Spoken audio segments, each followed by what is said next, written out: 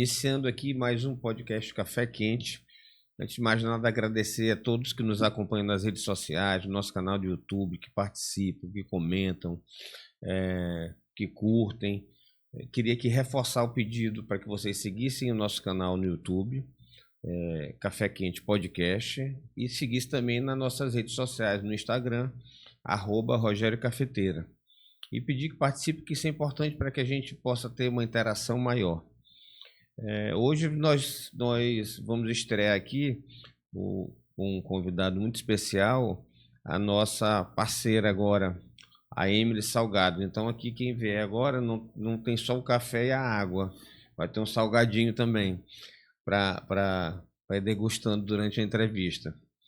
E nosso convidado de hoje, ele tem um currículo extenso, já foi deputado federal, já foi conselheiro do Tribunal de Contas, foi presidente do Tribunal de Contas, foi vice-governador do Maranhão e hoje é secretário da representação institucional do governo do Maranhão em Brasília. E é um amigo de longa data, tanto ele quanto sua família. Washington, muito obrigado pela sua presença, é um grande prazer tê-lo aqui como convidado. Prazer também muito grande, Rogério. Eu estava acompanhando esse podcast nas redes sociais e vi que ele cada vez mais tem uma presença e uma importância aqui no Maranhão, né? Porque passa credibilidade e tem credibilidade, e você é uma pessoa que tem história também na política, já foi deputado estadual e uma pessoa bem relacionada, muito ligada da família do ex-governador Cafeteira, que veio da Paraíba e ajudou a construir esse Maranhão, inclusive a identidade cultural do nosso estado. Muito obrigado. Assim, eu agradeço suas palavras e a nossa intenção aqui é trazer um programa onde a gente possa ter uma diversidade de participantes, de diferentes ideologias, de pensamentos distintos, onde a gente possa fazer as perguntas que as pessoas que estão nos assistindo queriam fazer, né? Sempre de maneira muito respeitosa e dando a oportunidade para a pessoa responder. Mas eu acho que, não quero me vangloriar, mas acho que faltava um pouquinho aqui um programa no sentido que não tivesse um direcionamento, uma tendência mais clara. Obviamente, todos nós temos nossas preferências, ou pessoais, ou por amizade, ou por ideologia, ou por opinião, mas não cabe a mim aqui fazer isso.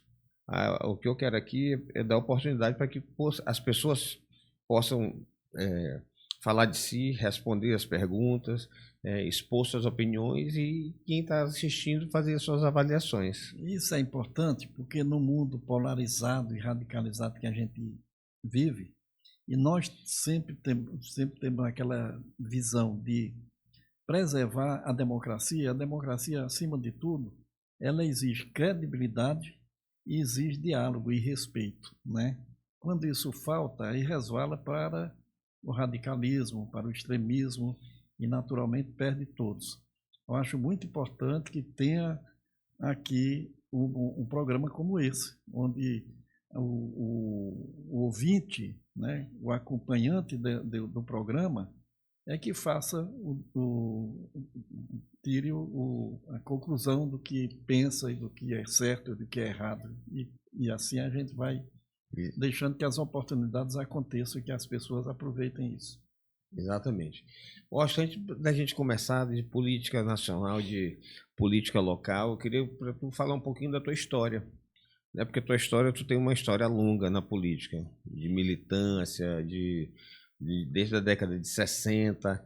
Eu queria que tu contasse um pouquinho dessa tua história para a gente e para quem está nos assistindo saber como é essa trajetória de Washington até hoje. Eu iniciei na política praticamente na adolescência, né? Com 15, 16, 17 anos no máximo, naquela época, no movimento estudantil. Eu tenho 76 anos. E, portanto, 60 no mínimo de fazer política permanente. E entrei na política porque nós vivíamos naquele tempo uma situação, vamos dizer assim, revolucionária no mundo. Era um período da Guerra Fria, era um período que as revoluções aconteciam, as revoluções de libertação colonial na África, na Ásia, né? A Guerra do Vietnã, que depois humilhou os Estados Unidos, derrotando um pequeno exército de guerrilheiros, derrotou o maior e a mais potente país do mundo, com aquele aparato criminoso e violento que fizeram naquela Guerra do Vietnã. E também Cuba, né?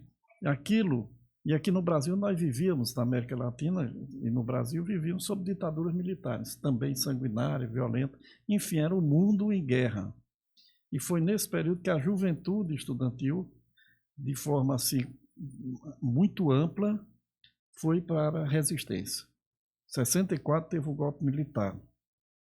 E o golpe militar, na sua primeira fase, ela cassou o mandato de deputados, cassou as lideranças sindicais, prendeu as lideranças sindicais e restou o movimento estudantil, assim, para as ruas e para a luta, e eu entrei nesse embalo. Mas em 1970 eu fui preso. E depois que eu saí da prisão, o meu partido, que naquela época era o PCdoB, não existia PT, né, naquele tempo. Sim. Existiam os partidos comunistas clandestinos, porque não podia ter partido legal. Partido legal só existia MDB e Arena. Era só isso. Sim.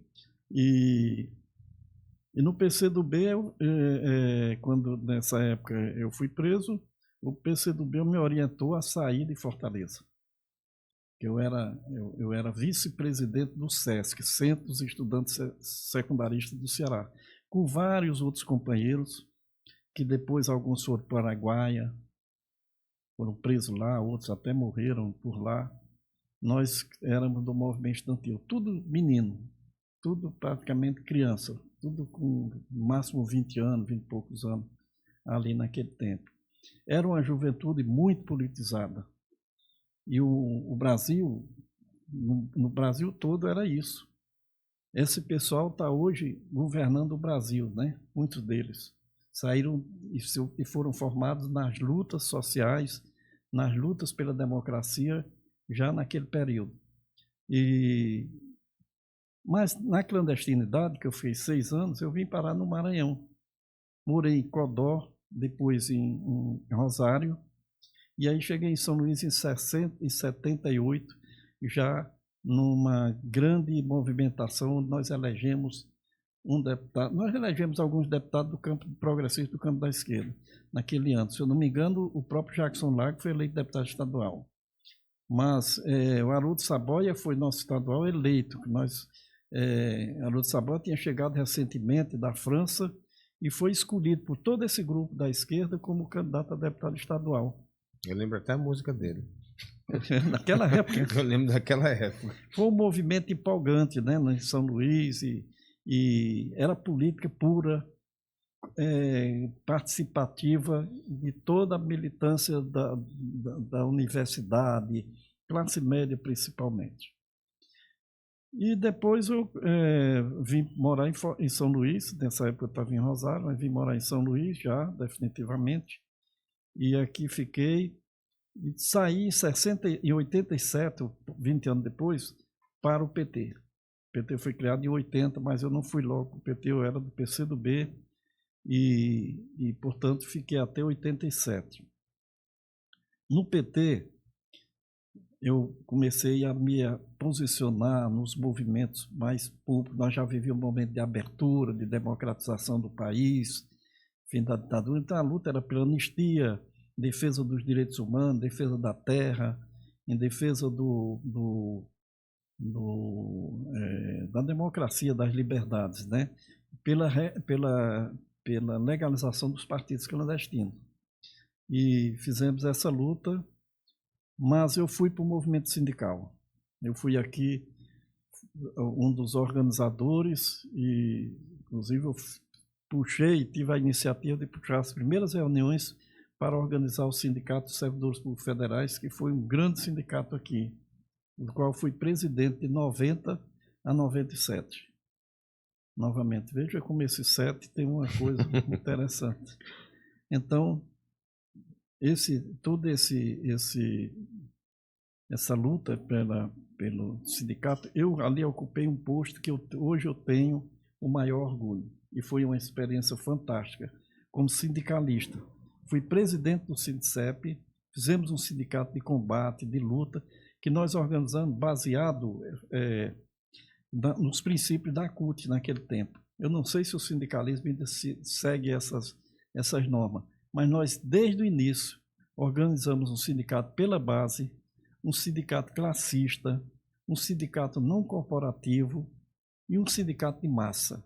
Esses eram os princípios que nós fizemos, e fizemos aquele sindicalismo muito intenso, muito participativo de fato, onde ainda hoje os companheiros e companheiras que participaram daquela luta, quando eu encontro, relembram como foi fantástico, foi linda aquela luta, que enfrentando o neoliberalismo, porque a onda naquele tempo, no governo Fernando Henrique Cardoso, era privatização, privatiza tudo, e lutando por um governo com as características do governo do presidente Lula, um governo democrático, que defende a soberania nacional, que luta contra as desigualdades sociais e regionais, e um governo desenvolvimentista, que nós queremos um Brasil desenvolvido, grande, sem depender, um governo também soberano, um Brasil soberano. O governo do presidente Lula pagou a dívida externa, que era o que a gente vivia eternamente falando, fora FMI, aquela história que o Brasil ficava na mão do FMI. Quem decidia a política econômica do país era o Fundo Monetário Internacional. E o governo Lula pagou aquela monstruosa dívida externa, que era externa e eterna, porque competia e era de interesse deles manterem o país dependente. E hoje o Brasil é um país livre, independente, sem se submeter, inclusive como nós vimos recentemente, aos ditames do imperialismo americano. Austin, o PT, primeiro, durante essa tua trajetória bastante extensa, o que mais te marcou? Que momento tu acha que na tua vida política, na tua vida pública, foi o momento mais decisivo, mais importante para ti, de todo esse período? A primeira posse do presidente Lula, em 2003. Me encarregaram, eu era presidente do PT aqui, me deram a missão de eu levar um companheiro que tinha história na resistência à ditadura militar aqui. E eu levei o João Paulo, que era um comerciante, que morava ali no Tirirical, e ele foi durante todo o período da ditadura aqui no Maranhão, pouca gente sabe disso. Ele foi o acolhedor da militância que chegava na clandestinidade, o foragida, caçada pela polícia, ele acolhia ali naquela casa dele. O Tirirical, ali aquela região do aeroporto e tudo ali, tudo era uma casa de taipa, era uma região muito pobre. E ele tinha essa quitandazinha dele que atendia aquele povo todo. Quando eu cheguei aqui a primeira vez, o primeiro local que foi me indicado foi aquela casa. Ele me acolheu, armou uma rede naquela casinha lá. E depois, eu não tinha dinheiro, mas eu mandei comprar uns peixes. Aliás, depois que eu saí de lá, ele me indicou um outro companheiro que morava lá. Quando eu cheguei lá, que a pobreza era grande. Aí eu não tinha nada para comer. Eu mandei comprar um peixe e um arroz. Fizeram aquele peixe quase d'água. Eu acho que era d'água no sal, né? Aquele dinheiro que a gente... Mas foi uma comida muito gostosa que a mulher lá fez. E nós jantamos lá naquela noite. Eu dormi ali naquela casa de uma pessoa lá que eu nunca mais encontrei. O João Paulo, então, ele vivia de luto. Ele usava preto, porque ele só tiraria a roupa preta quando a ditadura caísse, quando acabasse a ditadura. Então, quando o Lula foi assumir, o Lula mandou convidá-lo. E eu levei esse companheiro para Brasília, se hospedou comigo no mesmo quarto, naquele hotel Blue Tree Hotel. Nós ficamos ali dentro, que ficava todos os delegados, todos os convidados do presidente Lula, e eu botei um paletó nele para poder ir para a posse. Eu não sabia amarrar a gravata, mas fiz ali de qualquer jeito, e ele foi lá para a posse, e levei a convite do presidente Lula. Ele ficou muito feliz, depois voltou aí, e tirou eu acho que ele tirou o preto nesse período. Ele só andava de preto, porque o preto ele só ia tirar quando a ditadura se acabasse. Vou entrando agora na política mais aqui maranhense. Eu peguei uma data para a gente começar a analisar, de 94 para cá. Certo. De 94 para cá, o PT apoiou diversos candidatos. Salvo engano, ele só teve uma candidatura própria, foi com Monteiro, salvo engano, 2002. Como tática, para não... Pronto, aí é nesse sentido que eu queria te perguntar. Durante essas alianças feitas, imagino eu, estrategicamente, alguma delas tu te arrepende hoje? Não por questões pessoais, mas porque não teve o efeito que vocês imaginavam? De 94 para cá, tu lembraria de alguma? Não, todas as alianças que nós fizemos, elas foram necessárias. Eu quero dizer para você o seguinte, até 2002, o PT praticamente não fazia aliança, ou se fazia era naquele bloco da esquerda. E o Lula já tinha perdido 2 ou 3 eleições, eu acho que 3. Sim. Eleições, e eu era do Diretório Nacional, e me chamaram lá no Diretório Nacional, sentei, o Zé Disseu era o presidente nacional, e o Lula disse o seguinte, até agora nós concorremos todas as eleições, a gente fica em segundo lugar.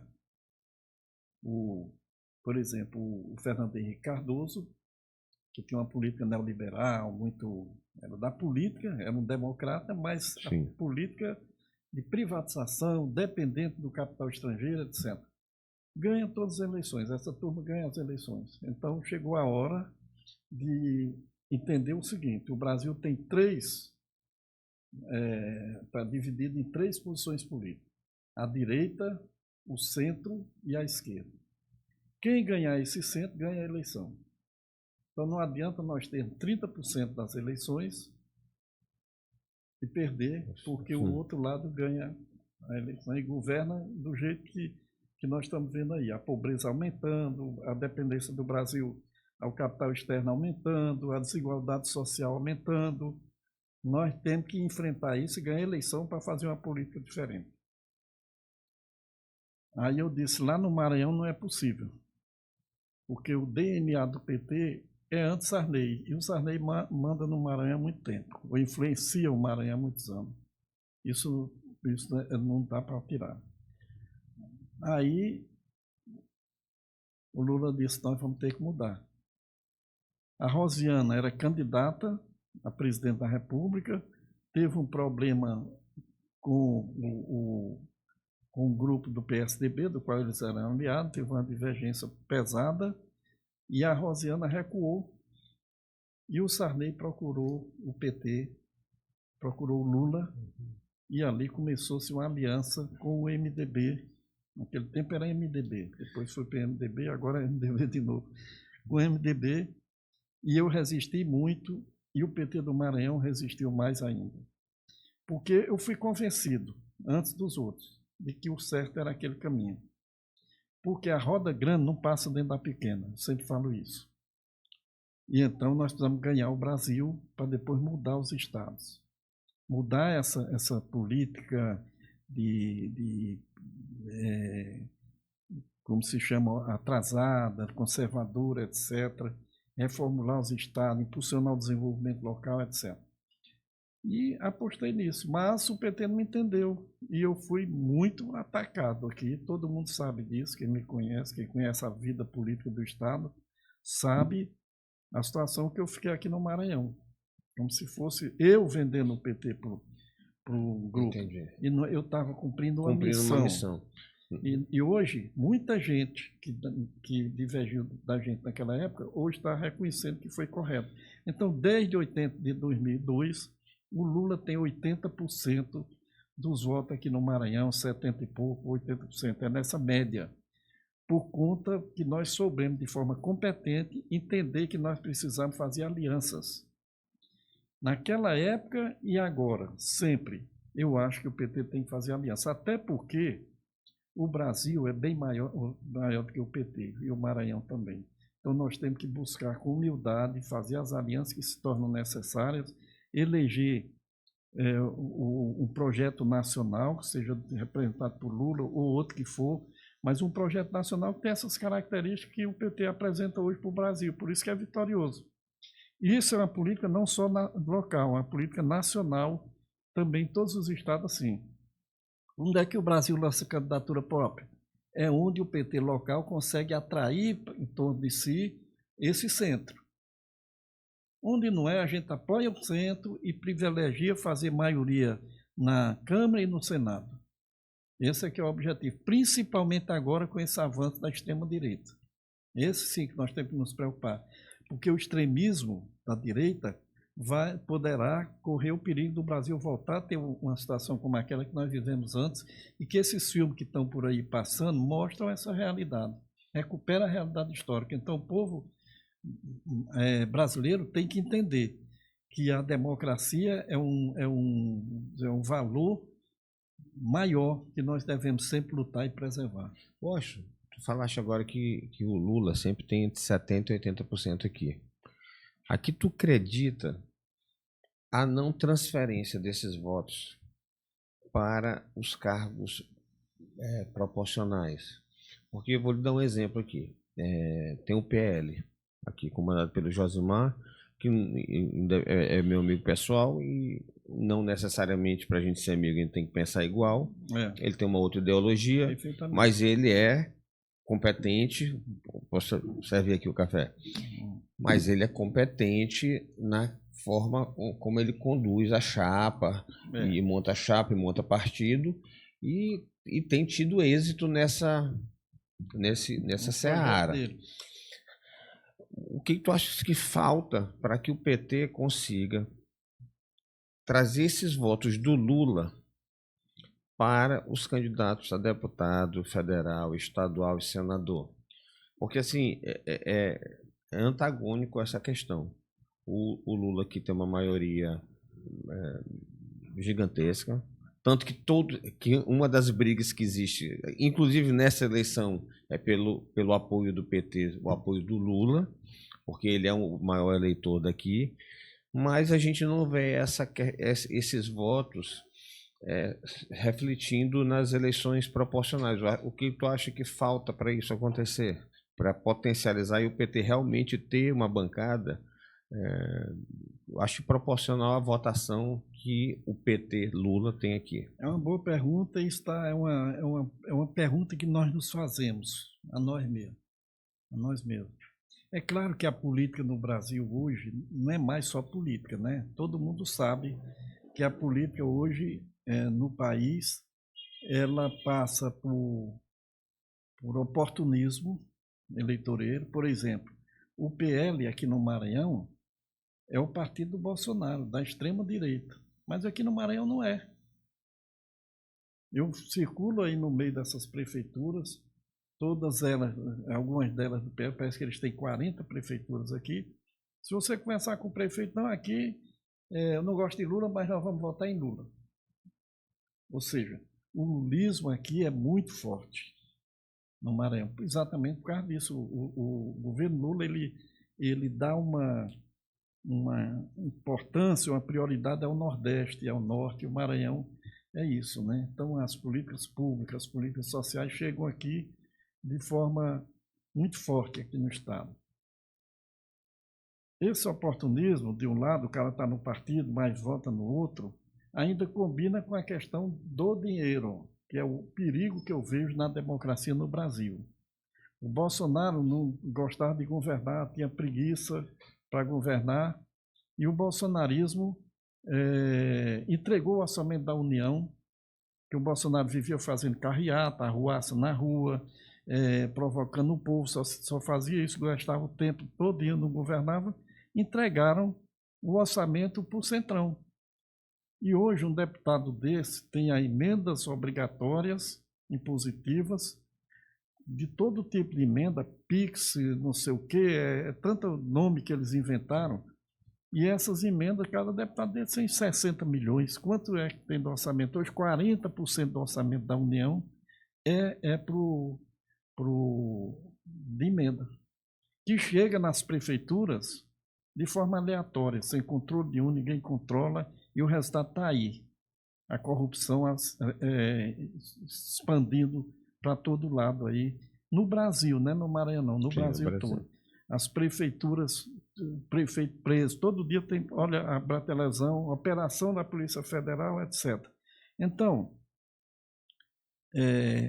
a gente precisa mudar, e por isso que hoje o PT precisa estar alerta a isso, porque nós precisamos mudar o Congresso. E mudar o Congresso nessas circunstâncias não é tarefa simples, não. É tarefa complexa, difícil. Por isso o PT precisa dialogar melhor com a população, saber como dialogar, saber o que está pensando o povo maranhense, o PT do Maranhão, que eu falo. Sim. Segundo lugar, o PT precisa estar integrado aos movimentos sociais. O PT se afastou dos movimentos sociais, querendo fazer política igual faz a direita, chamada direita, né? O Centrão, fazer política institucional. O cara vai, é candidato, aí fala no nome dele, fala não sei o quê, projeto pessoal. De projeto pessoal, o PT não precisa. O PT precisa de um projeto para o Maranhão e para o Brasil. E o primeiro, em prioridade, é o projeto do Brasil, porque o Brasil influencia aqui no Maranhão. Quem não sabe que o governo do presidente Lula tem uma influência muito grande na construção da infraestrutura, no aumento e atenção à educação no Estado, à saúde, ao meio ambiente. Compete aos prefeitos e aos governadores daqui, aos deputados também, e a nós todos, militantes dos partidos, defender a boa aplicação desses recursos aqui no nosso estado do Maranhão. Tu foste candidato a prefeito aqui de São Luís. 2008, foi? Foi. Tá certo? 12, acho que foi 12. 12. Naquela campanha, o que tu aprendeu? O que tu acha que faltou? Boa pergunta. Eu aprendi uma coisa, Rogério, que candidatura majoritária não pode ser inventada. Tem que ser projeto, tem que estar aglutinando, tem que estar maturidade para isso. Eu não tinha, entendeu? O PT estava fragilizado, mesmo, assim como sempre está. Sim. Havia um grande número de partidos que me apoiaram na coligação. Eu tinha um tempo enorme na televisão, mas nós não tínhamos a preparação, recursos, estrutura para fazer a campanha que precisava ter. Então, como acontece em toda a campanha, aqueles candidatos que estavam formalmente comigo, na realidade, tinham outros rumos e outras coisas, né? E, então, faltou muita coisa para poder aquela campanha dar certo. Eu fiquei em quarto lugar, terceiro ou quarto lugar, não me lembro bem, aqui. Mas foi uma experiência boa. Por quê? Eu visitei casa por casa. Como eu não tinha as estruturas que os outros tinham, mas eu visitei casa por casa nesse Maranhão. Conheci São Luís como eu nunca imaginava que fosse a realidade dentro desses bairros e tudo. Fiz muitas amizades. Foi uma experiência muito boa. Foi a única experiência e candidatura majoritária que eu tive. Foi aquela. E foi uma experiência boa para a minha vida política, que eu aproveito para entender uma coisa. O Partido dos Trabalhadores, que é um partido de transformação social, não apenas uma legenda, ou um partido comum. O Brasil deve ter 30 partidos, então a maioria é legenda, é partido de aluguel. O PT não é isso. Quem vem para o PT tem que ter um pensamento mais do campo progressista, mais de transformação social, porque o objetivo é esse. Então, esse partido precisa ter essa possibilidade de ir para os bairros e para as áreas. Quando eu estava no TCE ainda, eu digo aqui eu não posso fazer política partidária, mas eu posso fazer política social. Então eu estimulei 2 movimentos aqui. Um foi um movimento dentro do TCE mesmo, o TCE cultural, eu convidei até o Cláudio, que era da cultura, Cláudio, ele até faleceu. Ele criou lá o programa TCE Cultural, que o objetivo era a gente levar a ideia do controle externo das prefeituras, das fiscalizações e tudo, dentro de uma visão de movimento cultural dentro da sociedade, contra a corrupção, contra o desvio de recursos públicos, essa coisa. Ele fez muito bem isso. E o outro foi estimular, aí sim, por pessoas que não necessariamente não eram partidárias, estimular o debate nos bairros sobre a educação. Aí foi criado o cursinho de boas. Eu estimulei junto a isso, que hoje está aí, hoje faz parte de uma política nacional do Ministério da Educação. Estimular os cursinhos populares nos bairros periféricos para possibilitar que a juventude que não teve escola de qualidade chegue à universidade. O cursinho está sendo muito importante. O Ministério da Educação hoje, a nível nacional, ele dá uma bolsa de R$ 200 para cada aluno que participa do cursinho, para que ele fique e tenha como é que chama? A passagem para chegar no local da aula. E aos professores uma bolsa de R$ 250 também aos professores. É o governo federal fazendo isso no Brasil todo. Os cursinhos populares, eles também têm um objetivo. Tem um objetivo de abrir o debate sobre cidadania, sobre consciência crítica, para que o estudante chegue dentro da universidade com a visão não só aquela técnica, né, de passar no vestibular de qualquer jeito, mas chegar com a visão também de consciência política dentro da universidade e possa desempenhar um papel como cidadão, como militante, como futuro profissional com mais eficiência, né? Eu acho, só para mais uma questão sobre a tua candidatura a prefeito, dar uma provocadinha. Uhum. Na época, a governadora Rosiana estava no governo, tu era vice-governador. O governo não te deu o apoio necessário para a campanha, de estrutura? Eu acho que eu não tive o apoio que tinha até, porque eleição é uma coisa muito pesada, né? Sim. Mas deu um apoio, sim, político e fez um esforço muito grande naquela época. Isso tem a ver com o contexto político, tem a ver com o próprio candidato, entendeu? Sim. E tem a ver com uma série de coisas. Eu não responsabilizo ninguém. Tem gente que perde a eleição sai arranjando um culpado. Eu também nunca fiz isso. Eu nunca fiz isso. Eu perco uma eleição e aí eu dá uma depressão violenta. Eu disse para essa aqui que ela foi candidata, ela perdeu a eleição, ela passou 8 meses de crise, né? De depressão.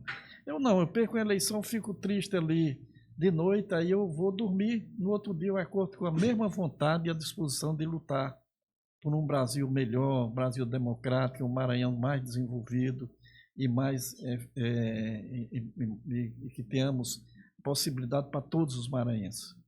Mas essa questão de culpar os outros eu também acho, não é meu estilo.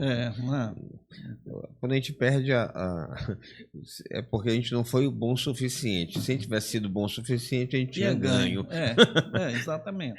E culpar os outros eu não acho uma boa... Eu acho que queria que tu contasse pra gente um pouquinho dos bastidores do que aconteceu em 2013. Tu eras vice-governador do PT e havia um movimento, na época o Luiz Fernando, a priori era o Luiz Fernando candidato,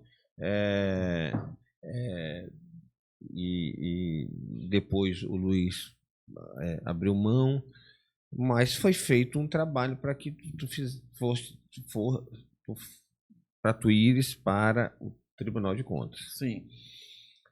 Eu queria que tu contasse um pouquinho desses bastidores, do que aconteceu e por que tu achas, ou tu vai nos contar, tu acha não, tu sabe, por que desse movimento? Porque o interesse que tinham de te tirar da linha sucessória.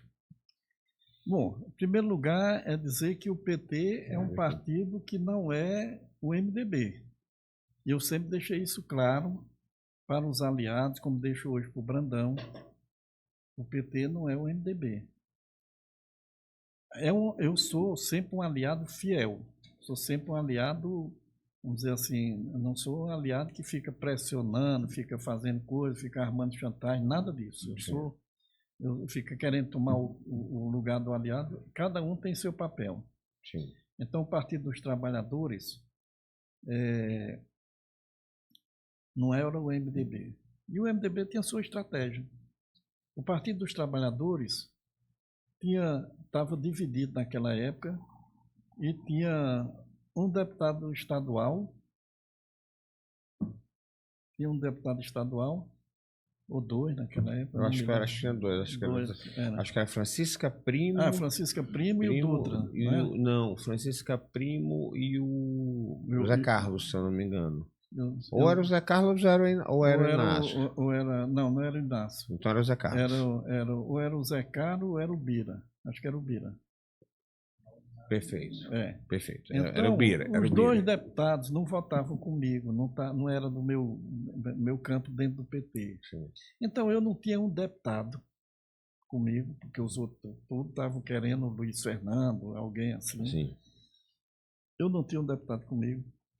Eu não tinha naquela época também relações dentro do Tribunal de Justiça, nem no TCE. O TCE, eu tendo sido já sindicalista, candidato a prefeito, como você falou, vice-governador, deputado, e tudo foi uma coisa que eu chamei a atenção lá dentro do TCE para isso. Mas a primeira vez que eu entrei no TCE foi no dia que eu tomei posse. E eu chamei a atenção lá dentro do TCE. Esse órgão aqui precisa se abrir para a sociedade. Foi isso que eu tentei fazer os anos que eu passei lá. Mas quando eu vi que não valia a pena, eu procurei o diretório nacional do partido. Eu disse, estou na linha da sucessória, a Rosiana precisa sair para ser candidata ao Senado, né? Senado, seria. E ela está querendo sair, mas eu sinto que o grupo todo, não era a Rosiana, era o grupo todo, não tem segurança de passar para o PT essa missão de governar o Maranhão. Aí ele disse assim, e nós achamos que você não deve ser candidato a governador. Você tem que ir para outra coisa. Governador é uma coisa complicada, porque nós não temos a força suficiente lá para sustentar o governo do Estado. Nós não temos essa força suficiente lá. E então eu voltei, eu estava insistindo, ali a base do PT também querendo que eu fosse candidato a governador. E eu também dizendo que seria. Com essa conversa com o Rui Falcão, que era o então presidente do PT, eu fui primeiro consultá-lo e ele me orientou nesse sentido. Aqui eu chamei também os meus companheiros da tendência e do PT, da direção do PT, e conversei com eles. Olha, estão me oferecendo e me propondo para eu ir para o TCE. O que é que vocês acham? Porque o PT, pelo que eu vejo aí, mas o PT dividido. Sim. Os dois deputados, inclusive, não votaram para minha aprovação no TCE. Aí realmente eu vi que a realidade é bem outra do que a gente deseja e quer que seja, né? Sim. A realidade a gente tem que ser na política, puxando para o mais avançado possível, mas com o pé no chão. A gente não tem que tirar o pé no chão. No TCE eu fui com a missão, não com a missão partidária, mas com a missão de minha ideologia. Uma vez me perguntaram, porque eu encontrei com o pessoal do PT, inclusive numa padaria, estavam tomando café. Aliás, eu estava tomando café quando eu chego lá, quando eles chegam e eu estava tomando café, se sentaram e a gente começou a conversar e tudo. Aí me questionaram isso. Ainda bem que o o blogueiro, o jornalista, que é um jornalista de verdade, me perguntou, porque a armação, disseram que eu, como conselheiro do TCE, estava fazendo reunião com o PT. Então, o jornalista da Mirante, naquele tempo era Mirante, o Gilberto Leda, né? Gilberto Leda. Me ligou, Washington, tem essa conversa aqui, o que é que você tem a me dizer? Eu disse, olha, me encontrei com o pessoal e batemos papo naturalmente. Eu sou um cidadão, nunca neguei o fato de ter ido para o tribunal a minha ideologia, nem meus amigos. Onde eu encontrar meus amigos, eu vou abraçar, e que eles quiserem me abraçar, tem isso aí, eu vou continuar sempre, e é um direito meu, e todos podem fazer isso, devem fazer isso. Então, eu sempre respeitei muito. Mas é isso que eu queria dizer sobre essa questão. O PT, para mim, eu cumpro missão. Se tiver uma missão, o PT deve liberar, tem que fazer isso, eu vou para frente, vou lutar pela vitória. Posso fazer uma pergunta aqui, uma hipótese. Se naquela época tivesse sido proposto para ti assumir, mas não ser candidato, apoiar o candidato do governo, tu aceitaria? Não, nas circunstâncias que eu tinha, não. Porque eu não tinha maioria na Assembleia. Não, eu entendo. A Rosena sairia para concorrer ao Senado. Estava liberado. Tu assumiria o governo.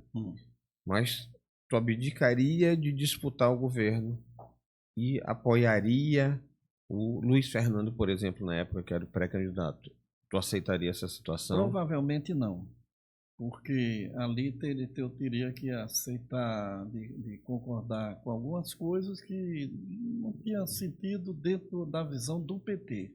E eu faço tudo, como eu afirmei, em consonância com o meu partido. Entendeu? Vamos para agora, para o momento que está um momento mais quente aqui da disputa. Dessa pré-campanha, né? Eu vi agora há poucos dias a Iracema que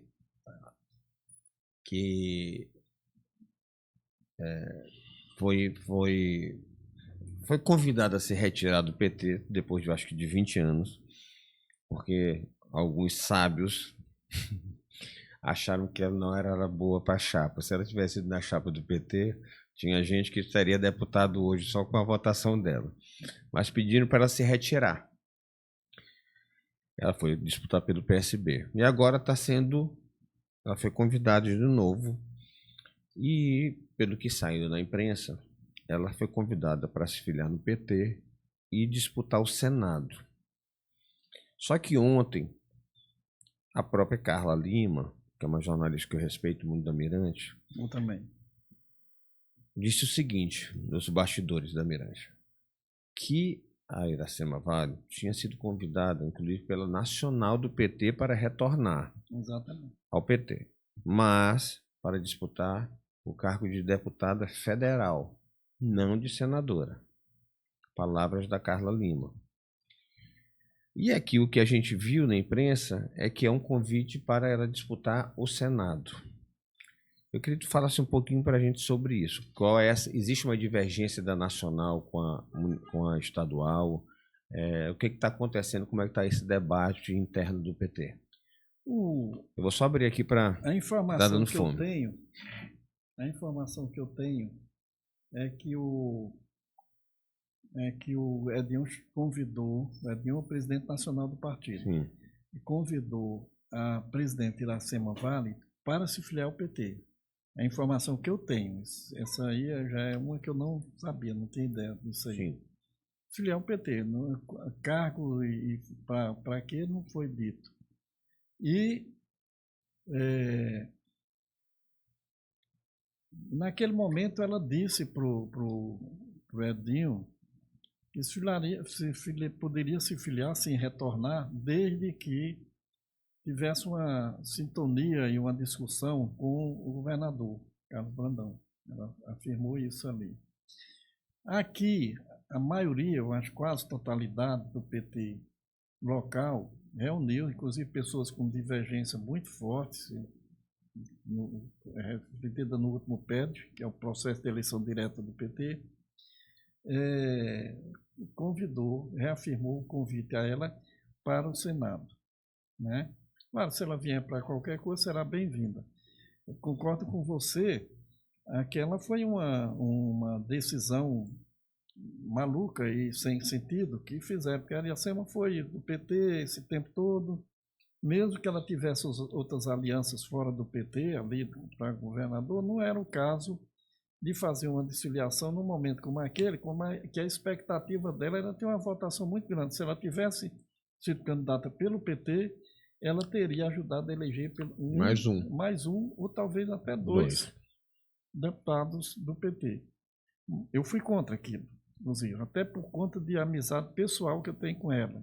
Ela foi uma das primeiras. A mãe dela, da Iracema, era minha eleitora. Então, eu conheci a Iracema antes de ser do PT, antes de ser política. Eu conheci por causa da relação pessoal com a mãe dela, que era do meu sindicato, do Sindicato de Servidores Federais, e ela foi uma das diretoras lá naquela época. Então, eu fui contra, mas infelizmente aconteceu isso, é coisa da política, já passou, e eu acredito que tem tudo para ela vir como candidata a senadora. O PT precisa se preocupar com essa chapa de Senado. Está muito complicado aqui no Maranhão, eu acho. Também acho. Mas deixa eu te fazer uma pergunta. Qual a resistência que existe, já que ele é vice-governador, é do PT, ao nome do Felipe para ser o candidato ao Senado? Eu acho que não existe essa resistência em relação a isso. Aí é uma coisa que, primeiro, ele precisa aceitar, porque ele afirma que será sempre candidato a governador, a querer ser o candidato a Senado. Isso é um ponto. E o ponto 2 é o entendimento dele também com o grupo que tem essa divergência aí, com o grupo do governador. Aí precisa ter essas duas coisas para resolver isso. É porque, na verdade, assim, quando eu falo aqui, é o que a gente ouve, né? Não necessariamente a verdade, são as versões que se ouve do que acontece. É porque o que me chega é que o que eu soube é que a proposta feita pelo governo atual era que ele renunciasse e fosse candidato a deputado federal. Inclusive, aí já de bastidores, eu não sei até que ponto é verdade, ou se é mentira, ou se é fofoca. Nesse caso, a Iracema teria também também não poderia ser candidata, porque seria uma articulação onde o Felipe sai, o governador sai para ser candidato a Senado, aí já ocupou uma vaga. O próprio senador, o próprio governador já anunciou o Everton, inclusive citando como um pedido do presidente Lula. Então já não teria mais essa possibilidade. E ela provavelmente ela assumiria o governo, né? Mesmo tendo que fazer uma eleição, e essa questão da eleição, ela é meio... A lei não é muito clara sobre isso. Pode até dar questionamentos na frente. E eu só vejo o seguinte, porque segundo o grupo do Felipe Camarão, nunca foi cogitada a vaga dele para o Senado. E quando falam da Iracema,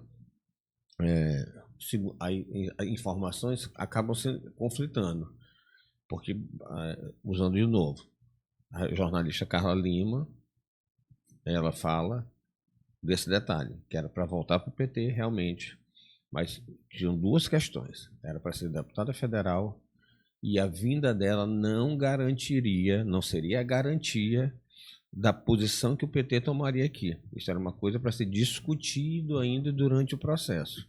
Se ficaria com o grupo do governador Cássio Brandão, se teria uma candidatura própria, e hoje se fala muito, que eu não sei até que ponto é verdade, mas repetindo ela novamente aqui, a Carla Lima, ela afirma que houveram reuniões, mais de uma, mas ela citou uma, entre o Edinho, o prefeito Braide e o Kassab, onde também foi aberto um diálogo para uma possibilidade do PT compor a chapa com o Braide. O que tu podia dizer para a gente sobre isso? Eu vou começar logo do fim para o começo. Do fim para o começo. Em primeiro lugar, eu acho que Braide já está fora de cogitação, isso aí. O Braide agora tem um candidato do partido dele, é presidência, provavelmente vai ser o Caiado. Sim. Ontem eu vi na mídia que o Caiado se filia ao PSD, não é? Se filia ao PSD. Então agora é outro cenário que eu não sei como é que vai ficar aqui e nós temos que acompanhar. A situação no Maranhão é tão complexa, no meu entender, porque tem essas coisas todas, que eu acho que o único que pode resolver isso aqui é o presidente Lula. Concordo 100% com o senhor. Né? Porque o Lula tá acompanhando em todos os estados, isso não é só no Maranhão, em todo o país, essa montagem da chapa majoritária. Porque nós não podemos brincar, veja as pesquisas que estão aí. Por isso que às vezes eu faço um apelo e eu quero que os companheiros do PT me entendam nisso, para em vez de manifestações emocionais, e política não combina com emoção, política é razão pura, e é ciência também.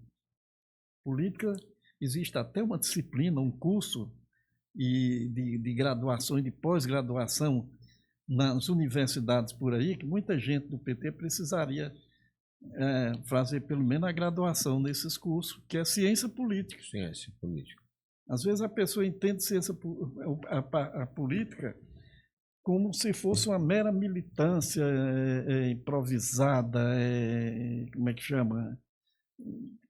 Com emoção, isso tem que emoção também tem, mas isso não é só com emoção que se faz política, né? Mas alguma coisa sem planejamento, sem projeto, sem perspectiva, aquilo daquele momento, não é assim. A política tem que ser pensada. E nós estamos vivendo um momento complexo no Brasil e também no Maranhão. Por isso que eu acho que nada de assodamento, o Felipe tem todo o direito de ser pré-candidato ao governo, né?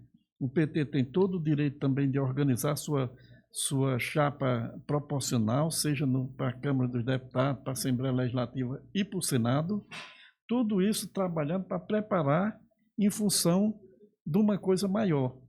Eleger o presidente Lula, continuar esse programa nacional, esse projeto nacional que vem desde 2002, o povo aprovando, foi interrompido por um golpe, que foi aquele golpe dado por aquele bandoleiro bolsonarista, que era Eduardo Cunha, que reuniu toda a extrema-direita que tinha no Congresso e mais o chamado Centrão, nos isolou, criminalizou a política, prendeu Lula, aí entra o Supremo, entra tudo que foi aí, aquele juiz mau caráter chamado Moro, né, que eu acho que vai ser preso também pelos crimes que cometeu.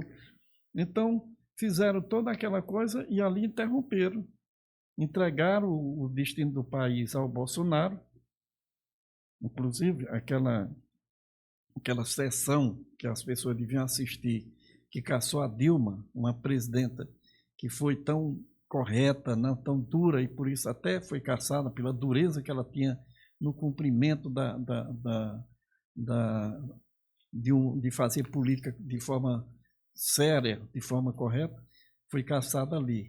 Mas o que chamou mais atenção naquilo foi a saudação que o Bolsonaro fez a um dos maiores assassinos e torturadores, que foi aquele Brilhante Ustra. E ali já deu para, vamos dizer assim, ao mesmo tempo estremecer e preocupar as pessoas que sempre lutaram e querem um Brasil um país democrático e avançado e moderno, né? Aquela sessão foi uma sessão triste que aconteceu naquele dia. Interrompeu aí, mas o Lula sempre ganhou e vai continuar ganhando. Nós precisamos nos preocupar agora no PT, não só no PT, os setores democráticos desse país, que o PT não se resume a esses militantes que tem, mas a toda uma série de pessoas que são do campo democrático, progressista no país, é quem é que vem depois do Lula. Esse é um desafio grande, porque não é fácil encontrar não, viu? Alguém que tem uma história de liga com a base, com os trabalhadores, com o povo, né? Com carisma e a inteligência que o Lula tem para poder garantir a continuidade desse programa. Mas só para reforçar essa nossa mesma, que nós temos opinião igual, só tem uma pessoa para resolver aqui, Lula. Eu tenho brincado o seguinte: se Lula conseguiu resolver com Trump, que ninguém acreditava, se Lula conseguiu resolver com Trump, né?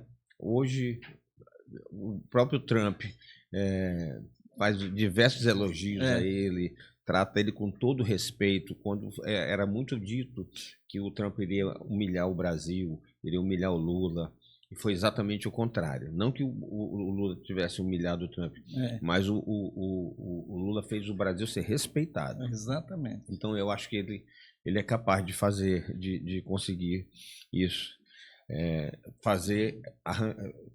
contornar essa questão aqui, esse imbróglio aqui. E teve até uma declaração, eu não gosto muito de elogiar convidados, mas teve uma declaração aqui no último podcast do deputado Aloysio Mendes, que é de outro segmento, outra ideologia, mas eu gostei. Mas é o cordial, né? Eu gostei muito de uma declaração dele. A gente questionando, ele falando, em determinado momento, eu falando sobre a postura dele, ele disse: olha, Rogério, eu sou de direita, sou conservador, mas eu vou te falar uma coisa, eu votei contra o impeachment da Dilma. E vou te dizer por que eu votei contra o impeachment da Dilma. Porque eu vi que aquilo ali era uma armação. E era uma armação feita por um bandido, que era o Eduardo Cunha. Então, eu não tinha condição de votar, de participar de um esquema de um bandido, mesmo discordando da Dilma, do governo dela. Ideologicamente e discordando da forma como ela estava administrando, mas eu não podia participar de um golpe feito por um bandido. Eu gostei muito da resposta dele. E corajosa, porque até nesse momento de muita polarização, por um segmento dele, principalmente uma declaração dessa é muito criticada. Perfeitamente. Agora, Washington, hoje, no cenário atual, tu, pessoalmente, defende qual candidatura ao governo? Das que estão postas. E eu vou citar uns nomes. Orleans, Felipe, Laésio, e eu acho que não existe mais dúvida que será candidato Eduardo Braide. Dentro dessas opções, quem é teu candidato no momento? Qual nome tu defendes? Na verdade, eu não estou defendendo nenhum nome até agora. Eu estou defendendo o que o presidente Lula resolva o mais rapidamente possível, juntamente com o governador Brandão, essa situação que nós vivemos aqui. O Brandão é o líder desse grupo, que, aliás, o grupo que não foi o PT que compôs ele. Foi o grupo que está divergindo do Brandão, junto com o Brandão, que veio desde a época do governo Flávio Dino e tudo, isso é antigo. O PT participou perifericamente naquele período, mas não participou dos acertos, dos acordos, não sentou na mesa desses acordos que foram feitos. Mas agora divergiram, né? Sim. Nessa divergência, eu digo, o Camarão ele tem o direito de ser o pré-candidato, assim como o Orleans é pré-candidato, né? E o Brandão e o Lula precisam, o mais urgentemente possível, juntamente com o Brandão, decidirem os rumos que nós vamos seguir aqui. Eu estou esperando isso. Tu imagina que possa, porque já aconteceram algumas vezes, né? Temos uma decisão aqui do Diretório Estadual e ela ser modificada pelo Nacional. Olha, aquela decisão do Diretório Estadual não foi modificada pelo Diretório Nacional, na realidade. Não foi nem decisão do Diretório, foi do encontro. O encontro, em relação à eleição de 2010, Sim. O Diretório Nacional, o PT Nacional, aqui no Maranhão, queria que a aliança com Rosiana continuasse naquele Sim. momento. Então, me parece, eu não sei se foi essa, agora você me confundiu, ou foi 2014. Não, acho que 2014 já estavam, já já estava, teve a unidade com o governador Flávio Dino, todo foi isso mundo mesmo, junto. foi isso Acho que mesmo. 2010 Foi 2010.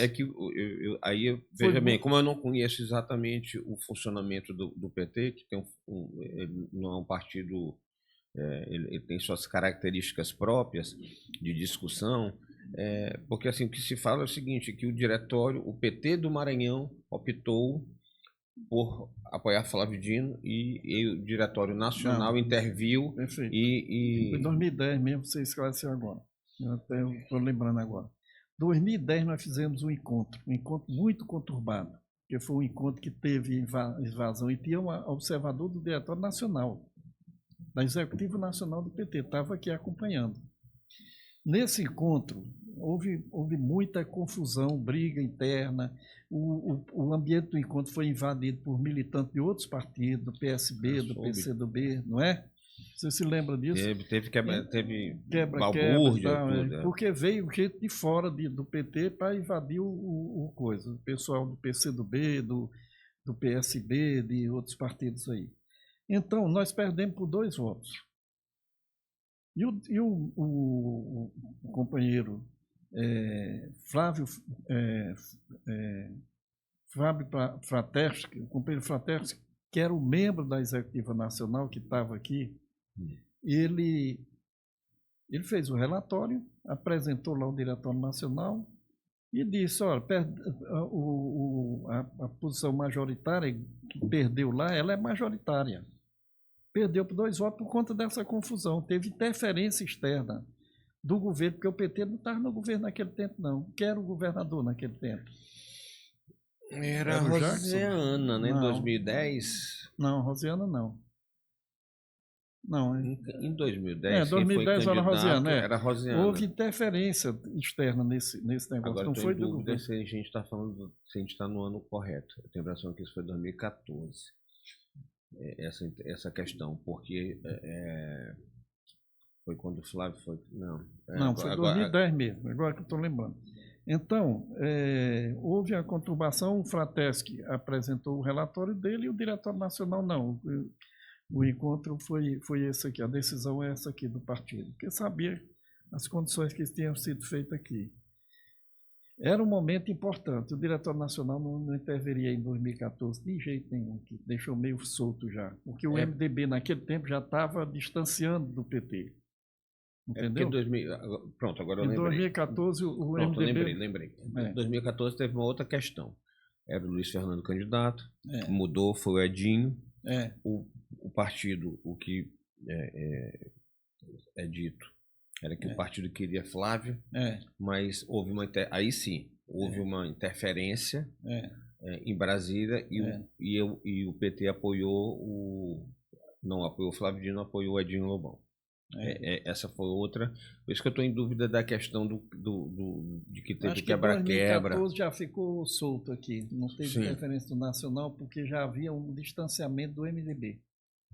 Mas em 2014 o PT apoiou o MDB. Apoiou por decisão local, mas naquele tempo eu já estava até fora do PT. Sim. Mas apoiou por decisão local, não teve interferência nacional, não. Mas já era uma eleição de muito desgaste, muita coisa, né? Ali. O certo é que foi em 2010 essa coisa aí, e foi aquela que definiu Rosiana governadora e eu era vice-governador. 2010. Teve o Márcio GR veio aqui. Eu não sei se vai. Vou te relatar um fato que ele contou e saber se tu tem algum conhecimento, se tu sabe desse fato. Ele veio aqui e disse que em 2022 houve uma reunião em São Paulo com Flávio Dino, o então governador Flávio Dino, o vice-governador Carlos Brandão. Ele disse inclusive que a Dilma, e fez até uma ressalva, Eu não sabia o motivo dela estar lá no momento. Mas resumindo, e com o Felipe. Mas resumindo, era que foi feito um acordo para que, na sucessão do Flávio, do Brandão, o candidato fosse o Felipe, porque era o candidato do PT, não é a questão do Felipe, seria o candidato do PT. Tu tens conhecimento dessa reunião, se ocorreu isso? Eu não tenho conhecimento. O que eu digo é pela lógica da política. Eu sempre desconfio e sempre não tenho muita esperança nesse acordo feito a longo prazo. Porque uma conjuntura que tem em 2022 é muito diferente do que vai acontecer em 2026, 4 anos depois.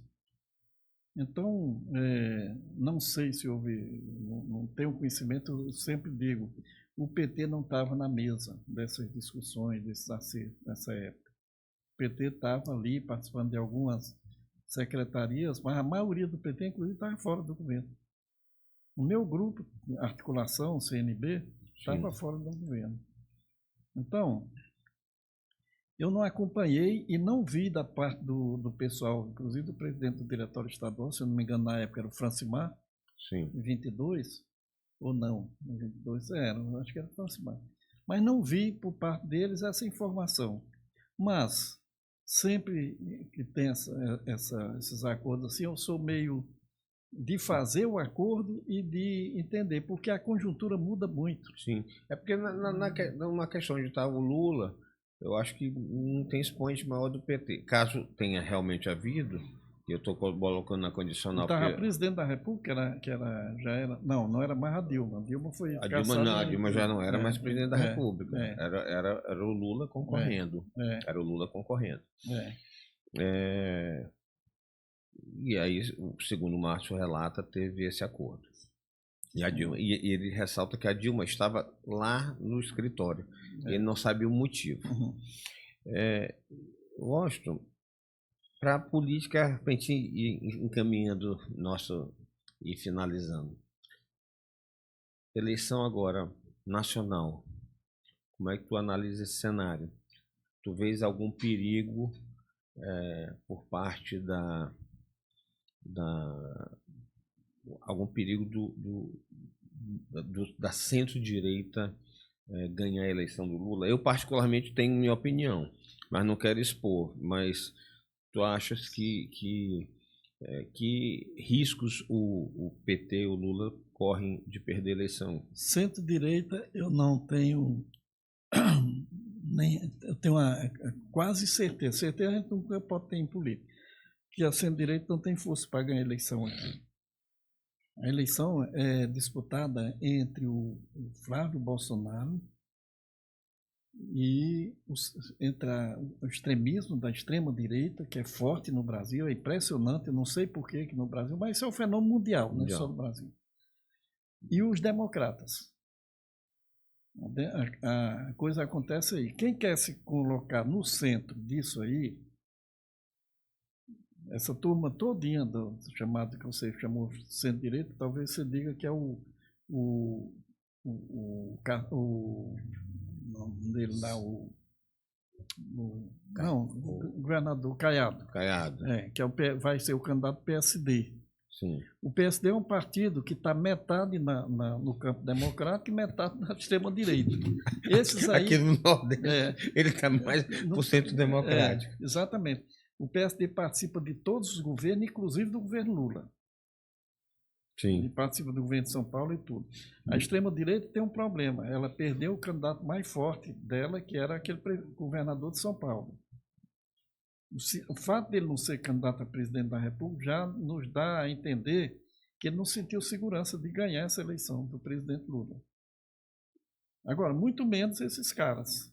Agora, o que eu acredito é que no segundo turno eles vão estar tudo junto. Essa extrema-direita vai estar o Kassab, aquele governador do Paraná, Ratinho. né? Ratinho, aquele de Santa Catarina, vão estar todos juntos apoiando o Flávio Bolsonaro, se tiver segundo turno, e a outra banda do PSD, de dado, vai estar com o Lula. Então, há não é uma polarização, se quiser chamar assim. Sim. É uma disputa ferrenha, como está acontecendo no mundo todo, entre a democracia e o autoritarismo.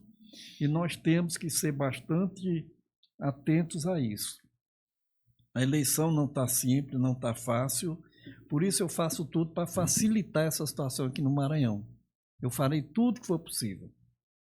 Né? Até em sacrifício das minhas próprias, meu próprio projeto pessoal. O projeto meu não existe pessoal, existe projeto em função dos interesses nacionais e do Maranhão.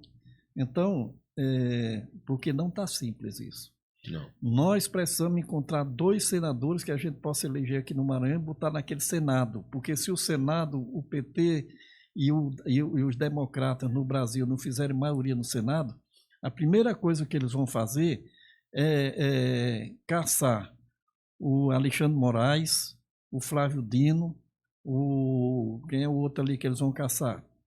Eles talvez o Gilmar Mendes. Gilmar Mendes e a Carmen Lúcia. Eles vão caçar esses 4, botar 4 bolsonaristas ali dentro para fazer barbaridade. Entendeu?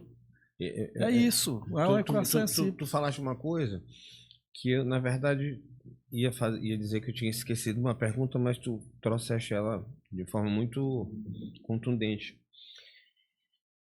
É nítido que o presidente Lula, até para que se mantenha a ordem democrática, né, o Estado de Direito preservado, que a gente tem um Senado equilibrado, né, que não um Senado radicalizado com senadores como aquele não sei nem o nome dele, do Espírito Santo, da SWAT. Aquilo é um maluco, né? Realmente, eu acho assim, eu fico triste porque meu tio foi senador, convivi lá há muito tempo. Ele, com todo respeito, uma pessoa daquela não tem capacidade, é uma vergonha para o Senado ter um representante daquele nível. Mas tem muitos daquele tipo ali. Tem. Ele é o expoente maior, mas infelizmente temos outros parecidos. Mas eu queria te fazer uma pergunta daqui. Porque quem a gente vê colocado hoje como pré-candidato? O Everton, que ligado ao Lula. Não seria um problema. A Elisiane, ligada ao Lula. Não seria um problema. Aí já começa a mudar. A Iracema, nessa possibilidade, não tenho dúvida que seria alinhada ao campo progressista. Mas aí tem 2 nomes colocados, que é o do André Fufuca, ministro, que hoje ele me parece bem próximo do Lula, mas é de um partido do PP, que é um partido que faz parte do Centrão. E tem o Pedro Lucas também, que eu sinto que o governador tem uma simpatia. O Pedro teve essa questão de ter sido convidado para ser ministro. Eu acho que foi mal conduzido lá. Não te diria nem que foi mal conduzido por ele. As informações não foram bem colocadas. Exato. Não foram bem. Entre o Fufuca e o Pedro, tu achas que o Lula sentiria segurança em ambos? Olha, os 2 são de partido do Centrão, né? Aliás, eles são do superpartido, né? Porque teve uma junção do PP com União Brasil. Fizeram a federação. Eles são Centrão. Centrão vai de acordo com a conveniência, né? Esse que é o problema. É de acordo com... Hoje o Fufuca é lulista, né? Sim. Mas no governo anterior ele era bolsonarista, né? Isso. Faz parte do jogo político do que nós sabemos hoje, é natural esse jogo político que o país vive hoje. E o Pedro é muito ligadíssimo ao Rueda, que me parece não haver uma simpatia pelo Lula. Pelo Lula, exatamente. Então tem todas essas coisas aí, Mas eu acho que o Lula vai encontrar o caminho certo e nós vamos unir todos os democratas, inclusive se for esse um dos candidatos a Senado, e com certeza vai ser bem acertada as coisas lá, né? O Brasil precisa sair desse engessamento, né? Desse limite de polarização que nós vivemos. Nós temos que voltar ao tempo que havia política, no tempo que seu tio Era bem diferente, né? cafeteira se discutia política. E mais ainda, as divergências eram no campo da política, não era essa exacerbação, essa ameaça de morte, de ataques pessoais, de agressões pessoais que a gente vê hoje naquele Congresso. Eu sempre comento, meu tio sempre foi muito polarizado aqui, meu tio com Sarney durante muito tempo, eles foram grandes adversários. Houve momentos onde Cafeteira também era um adversário ferrenho de Castelo. E isso a gente sabe como é política, a dinâmica às vezes muda, um aliado de uma eleição é o adversário da próxima, mas na relação pessoal nunca houve nenhuma questão que impedisse nós termos uma relação civilizada. Exatamente. Em todos os momentos, eu sempre me dei muito bem com a família do presidente Sarney, em todas as épocas. A gente saía muito para almoçar, éramos amigos de frequentar a casa, de jogar na casa de Fernando Sarney, jogar basquete, ficar lá conversando, independente do momento da política. Exatamente. Do João Castelo, o filho dele estudava comigo.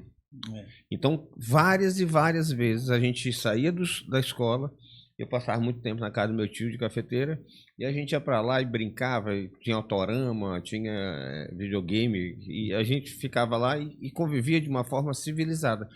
Hoje, amigos de muito tempo, eu perdi por causa dessa questão agora dessa polarização bolsonarista. Então, assim, eu acho que a gente vive um momento bem complicado. Não é só de amizade, mas até dentro de família mesmo, de reunião de família, tem problema hoje por causa disso. É uma coisa que veio para dividir as famílias, as igrejas. Isso entrou dentro das igrejas evangélicas, principalmente, mas a católica também, de forma avassaladora. Bagunçou, né? As pessoas deixaram de orar e rezar para agredir e passar a ter passionalmente posição política exacerbada umas com as outras, né? Eu particularmente, talvez algumas pessoas que ouçam não vão gostar e me critiquem, mas se tem uma coisa que eu abomino é a questão das religiões muito entranhadas na política. Em geral, não dá certo. Não dá certo. Porque, em geral, os membros que comandam isso não estão bem intencionados. Eles são cristãos só na biografia do Instagram. Eles não têm realmente o sentimento cristão. Não tem. Então, tem negócio. Tem negócio. Negócio e dinheiro. Não tem amor ao próximo. Não é esse o sentimento que prevalece. É verdade. É isso mesmo, Rogério. Concordo com você. E usar a religião para ganhar voto é um negócio asqueroso, eu acho. Eu concordo. Asqueroso é a palavra. Asqueroso. Porque é a fé das pessoas, né? Aquilo que as pessoas têm mais de valor para elas, está usando para poder. Eu acho que é usar da boa fé, né? Vamos dizer, das pessoas. Meu amigo Austin, vamos chegando no final. Eu queria agradecer demais a tua presença aqui, tua disposição de responder todas as perguntas. Queria se eu não fiz queria saber se eu não fiz alguma pergunta que tu gostaria de responder. Se tu quiseres falar agora, fica com tempo para tu fazer tua despedida. E se eu não fiz a pergunta, que tu possa falar alguma coisa que eu não te dei a oportunidade. Não, eu acho que você perguntou tudo, nós tivemos tempo para conversar e eu quero agradecer a sua forma, inclusive, de conversar e da gente ter possibilidade de falar aquilo. Muita coisa eu queria falar mesmo, falei aqui, para chegar às pessoas, porque como eu defendo uma posição com muita firmeza aqui no Maranhão, eu sou muitas vezes incompreendido e atacado, né? Que eu não gosto de atacar ninguém pessoalmente, né? Minha posição é política. Mas geralmente que eu sou atacado, eu nunca me defendo. Deixo a coisa passar. Isso não é bom, não. Porque prevalece aquela visão. Então, eu estou tendo a oportunidade e o tempo para fazer isso aqui.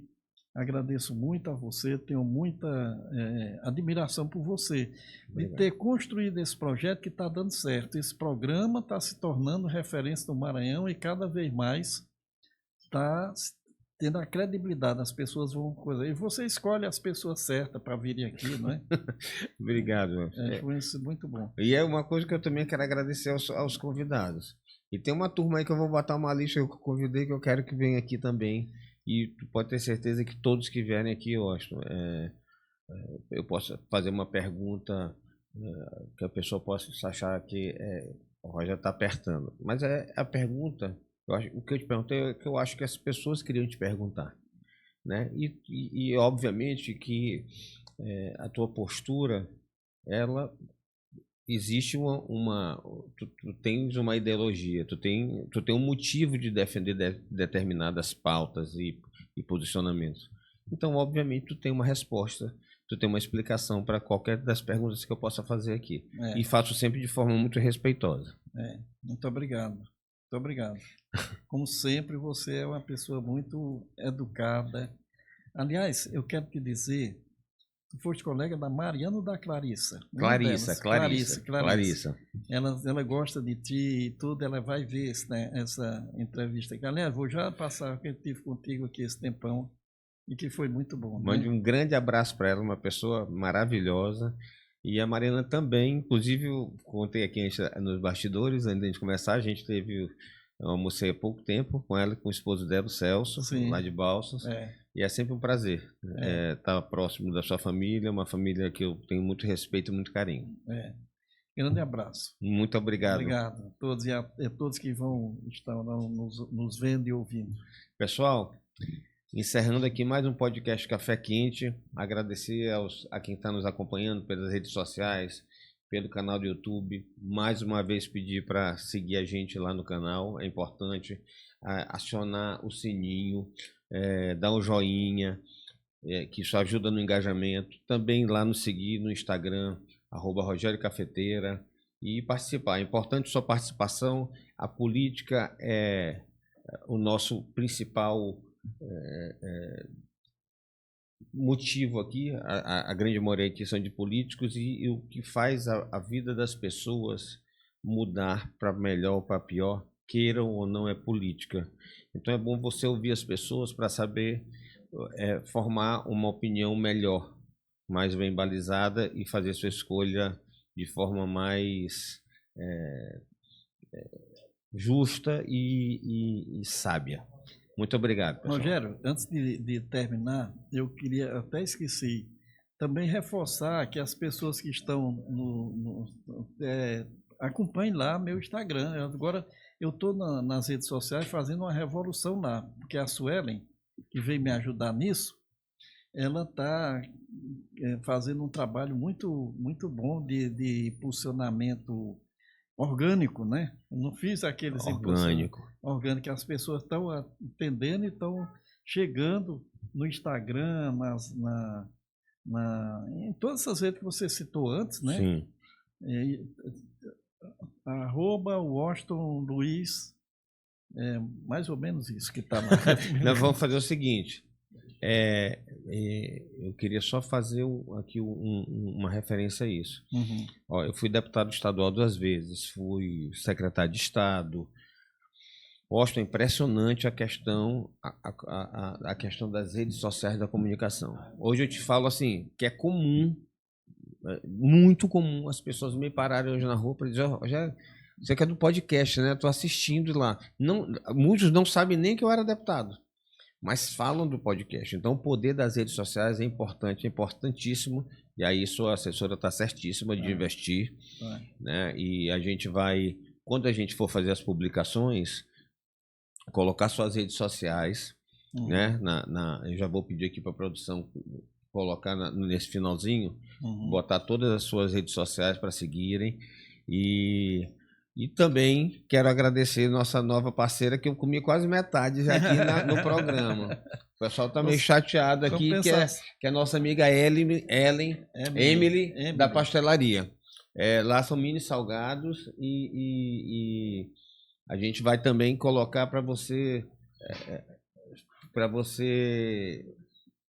seguir o Instagram da Emily e poder fazer seus pedidos. Tá bom? Muito obrigado. Você almoçou já, né? Já almocei aqui.